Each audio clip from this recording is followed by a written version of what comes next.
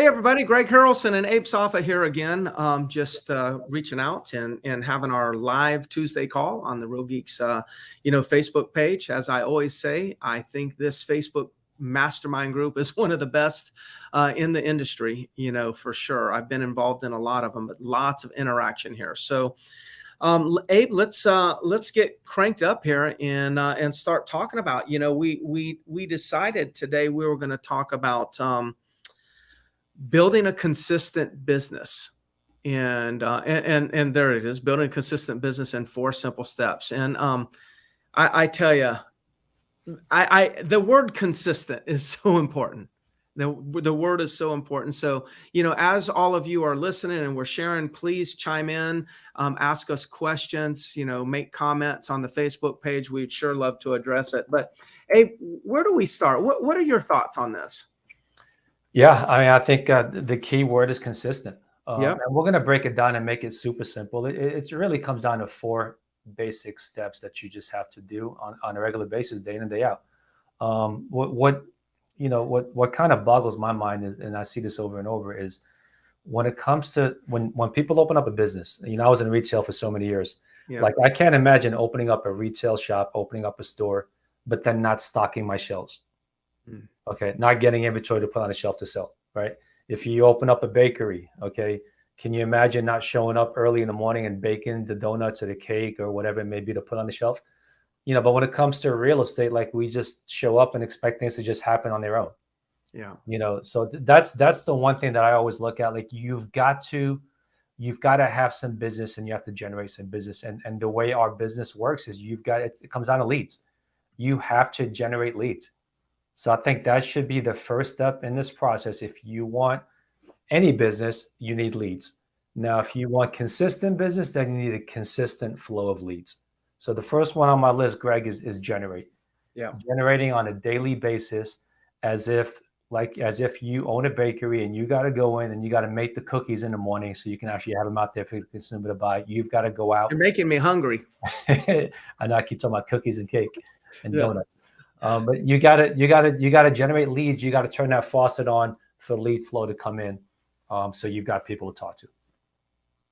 It's something similar that I talked to on the coaching call today at the company. It's just like, this is, by the way, this one point here is, I don't think a lot of people think that this is that profound. I think it's like, oh God, talking about generating. But it is the single most important thing that you can do for your business. Unfortunately, as an industry, sometimes we think we get profound confused with sexy. Doesn't sound sexy. Sounds quite boring. It's got to be like sexy and exciting for me to actually believe it's worth executing. And that's where we go wrong as an industry, in my opinion. Generating. And I think it's a tougher one now. It's a tougher, simple step today because it's something that people haven't been doing over the last couple of years. There were people out there that used to call expireds every day. Well, there's no expireds, or there wasn't. So they stopped making calls. And I understand you can't call an expired if there isn't an expired. Or maybe every FSBO sold. So you thought, well, there's no reason to call the FSBOs because they're all selling. In either case, those people stopped generating. And they lost the habit. They no longer have the routine. And it's much easier to break habits and break routines than it is to create new habits and start new routines. So that generating is important. So what does that mean, though? Generating. Who should we be generating? You said something that was really important that kind of struck a thought in my mind. You mentioned like duh, really generate, like it's so obvious. But most agents fail in this one step. Most agents fail because they don't have a proper lead flow. Most agents, what end up happening is they'll get into business, all of a sudden sell 2 or 3 properties, and then go 2 months, 3 months with nothing, and then they don't have enough funds and they fail out of the business. Companies out there making billions and billions of dollars, these data companies out there, whether it's the Zillows of the world or whoever may be the home lights of the world, they're making billions of dollars off this first step because they know agents are failing in this one area. So they go out there and spend the money and spend the resources to generate leads and to turn around and sell them to us. Yeah. And you know what? Let me say this. You know what? So I just thought of something. I said something, you thought of something. So you say something, you say something, I thought of something, now I'll say something. It's how it works, right? Brainstorming and masterminding together. So Abe, you've got these companies spending that are making hundreds of millions of dollars in revenue. They're multi-billion-dollar companies, like them or not. We could argue that all day. Billion-dollar companies, multiple billions of dollars, doing something called lead generation, spending money every single day to figure out how to create a lead for an agent. And there's no way they can do it as good as we can do it manually. All we have to do is show up and create business for ourselves in the form of, leads by generating. And what we're doing is the same thing these billion-dollar companies are doing. If it's worth them doing it to themselves and to their shareholders, it should be worth us doing. It really should be. No doubt. So I think under generating, though, there's a few other thoughts as values of, important aspects of generating. Number one, if you're going to be making calls and going to out there make outbound calls, then you need to track your numbers. If you're going to be calling your database of buyer leads, track your numbers. If you're getting leads coming in, make sure that you call them all. I know that's basic, right? But we know through the data shows that not if 100 leads come in, 100 attempts will not be made. Less than 100 attempts are made on 100 leads. 100 leads make 500 attempts, not less than 100, because it takes 5 attempts at least to even get them on the phone. Track your numbers so you know what those numbers are. And anytime somebody says while you're generating no, be thankful. You just made another connection, put them in your database and monetize that no by having them in your database, and just do that consistently. Yeah. I mean, so you're spending time and generating these leads. These big companies we were just talking about, they're spending money. So I can guarantee you they're tracking every single penny that they spend. They're tracking the return. You may not be spending money. You may or may not be, depending on what lead source or how you're generating, but your time is your money. Yes. You should track your time, track who you call in, how many people you talk to, how many appointments you set, how many listings you've taken, how many buyer contracts you've written. You want all these key variables, these key KPIs.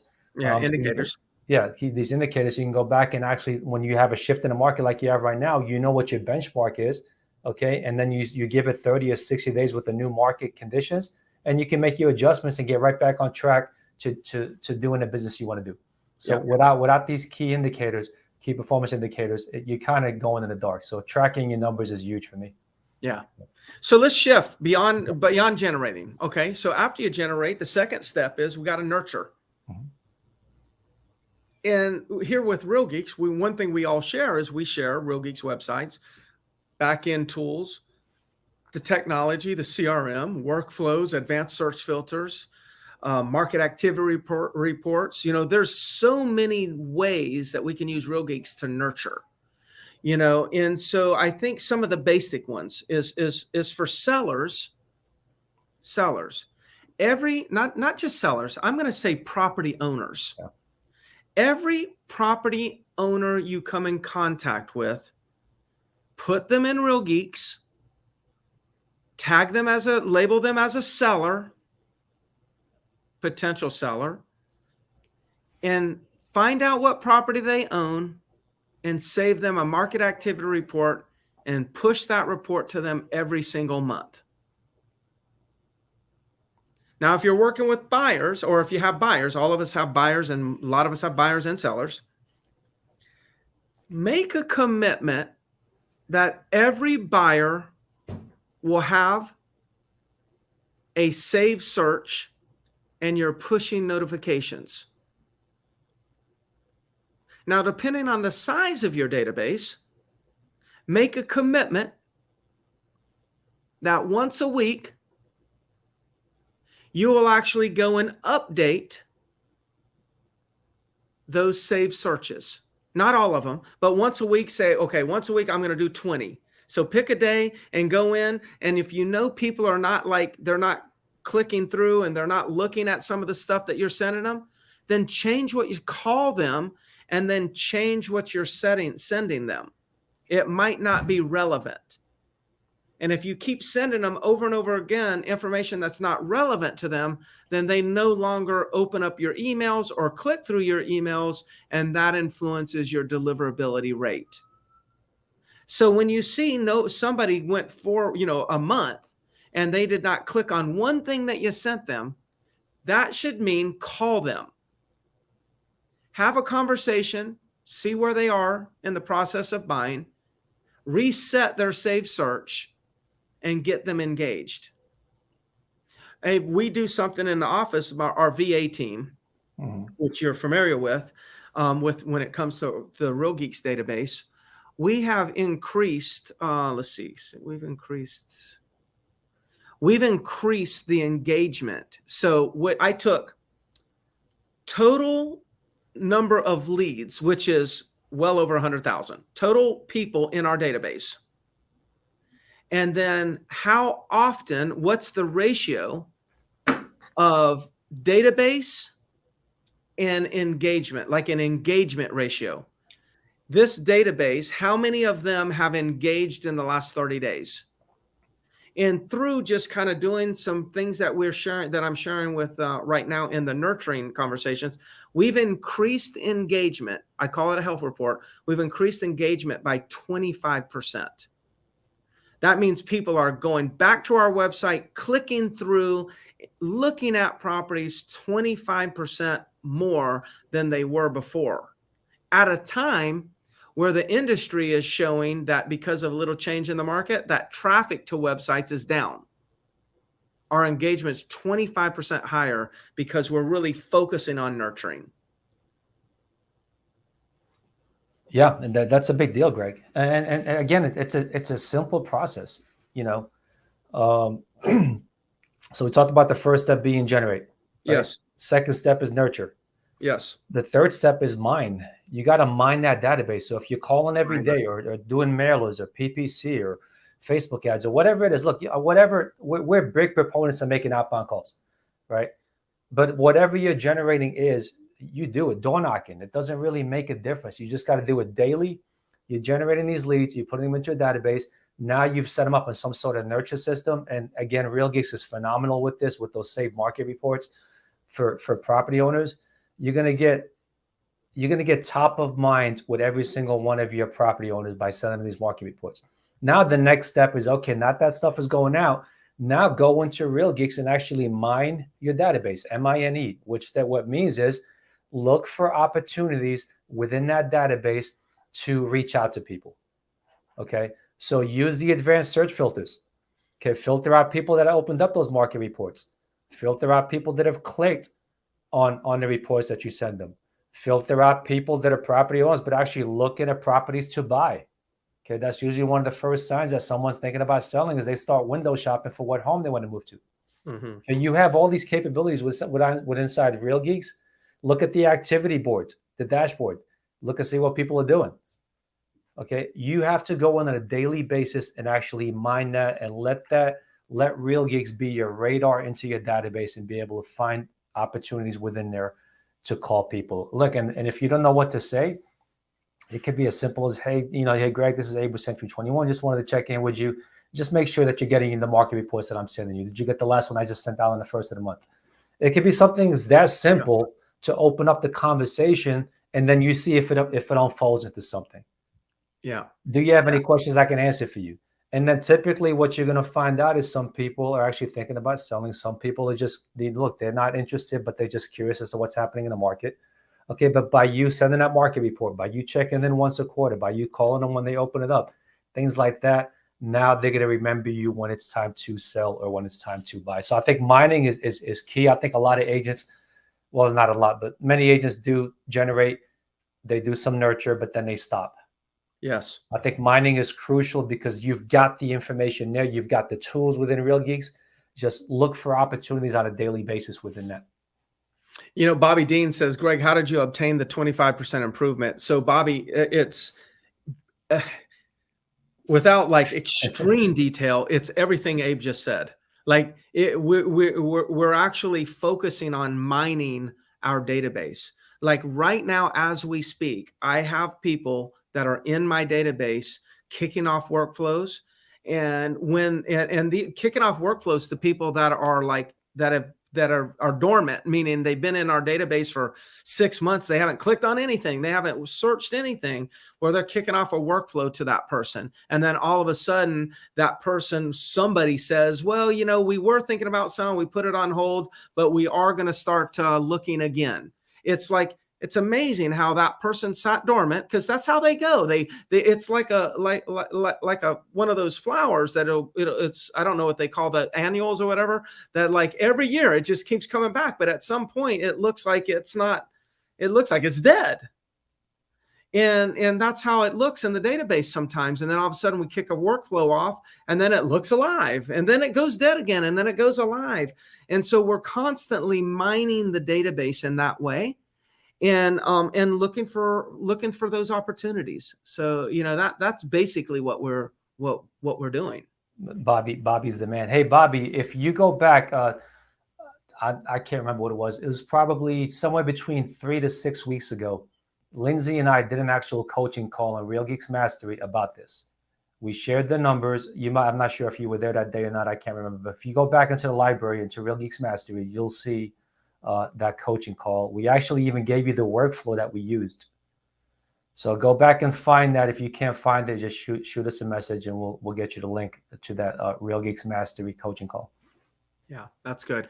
Hey, the next one here. So we've got generate, nurture. So we generate, right? So we're going to see leads we can work. We're going to find leads we can work with today. We're going to find leads that we need to nurture in the future. So generating gives you now business and gives you people that you need to nurture. Then you got nurturing, where you're just constantly kind of staying in communication. You're using automation, these activity reports, pushing notifications for new properties, and then you're constantly mining. So these are the people that are being nurtured. Now you're mining through them and using, again, automation to identify the low-hanging fruit. And just remember, somebody who may look dormant today may actually blossom tomorrow. You just got to continue to make mining the database a consistent activity. And then, of course, follow up. And that's step number 4, is follow up. You've got to take a systematic approach to follow up. If you've never taken, Abe's got a course called Fanatical Follow-Up. You could just Google Fanatical Follow-Up. He did a great course on follow-up, and it's all about taking a systematic approach to follow-up. It's like when you get a lead in your possession and you talk to them and then you put them into the CRM, a lot of times when we put them into the CRM, they're lost forever. It's almost like they vanish, because let's just say you were talking to John Doe. Well, in 9 months, you may not remember who John Doe was. So when you look at it and they haven't really been that active, and you look at John Doe in the CRM and you don't remember John Doe, it's not too inspiring to actually reach out and call them. And so it just sits there and sits there. Be consistent. Like every single person you talk to, when you put them into the CRM, have a future activity, a date for a future activity to call them. Every single one. Like you should wake up, get to the office, and see every single day, here's 10 people I need to call. Tomorrow, here's 10 people I need to call. Here's 5 people. Here's 12 people I need to call. If you did this and every day you actually just kind of cleared out that activity list of the people that you need to call, you'll see massive momentum in your production. But it's consistency. It's consistency in every one of these steps. That's important. Consistently generate, consistently nurture, consistently mine, consistently follow up. And that leads to consistent growth, consistent revenue. So I think that's where it is, Abe. That's it. All right. Well, great, man. Thanks again for the great conversation. For those of you that are listening, please, comment, ask questions. And if those of you that do not know about Real Geeks Mastery, Google Real Geeks Mastery. That's where Abe and I do a deep dive and take a lot more time explaining how to really, really generate better ROI from the Real Geek system. I guess we'll talk to everybody next week. Thank you all for watching. Have a good week.